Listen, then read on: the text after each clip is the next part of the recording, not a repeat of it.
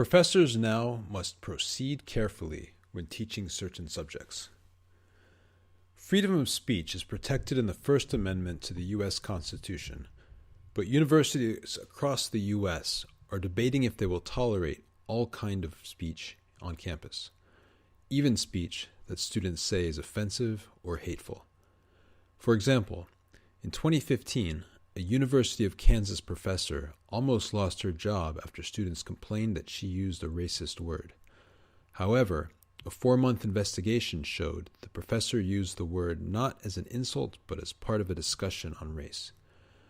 At Yale University, 2 professors, a husband and wife, both stepped down from their positions in May 2016.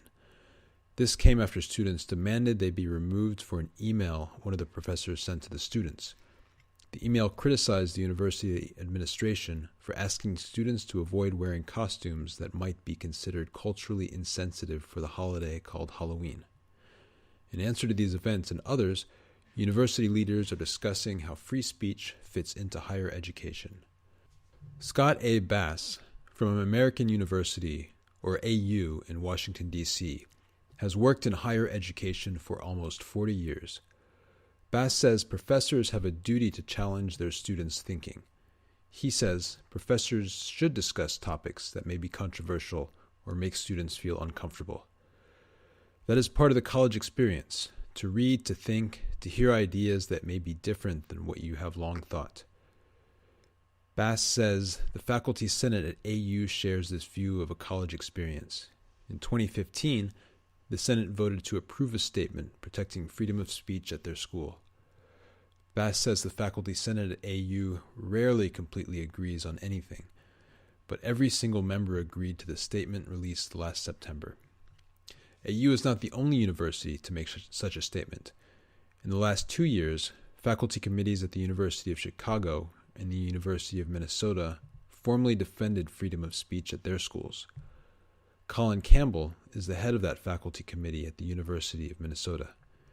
He says the faculty chose to approve the statement following several student protests about controversial events outside the classroom.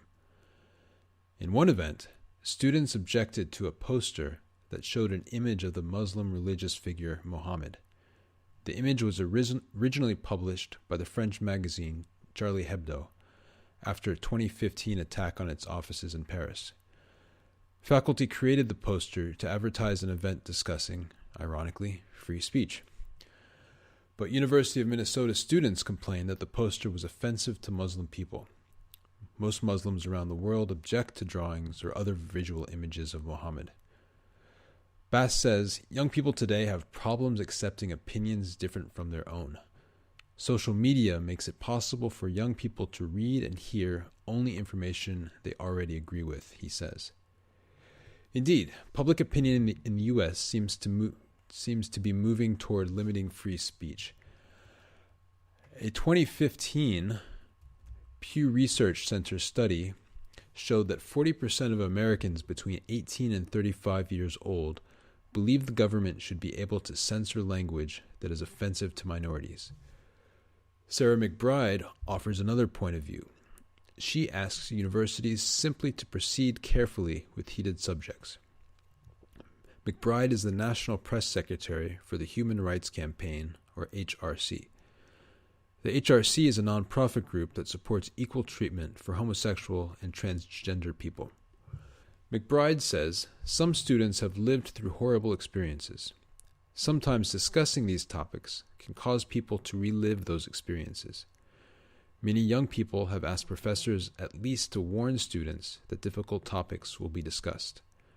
However, Bass says professors cannot possibly know every bad experience that every student has ever had. Universities should try to create support and community for these students, he says.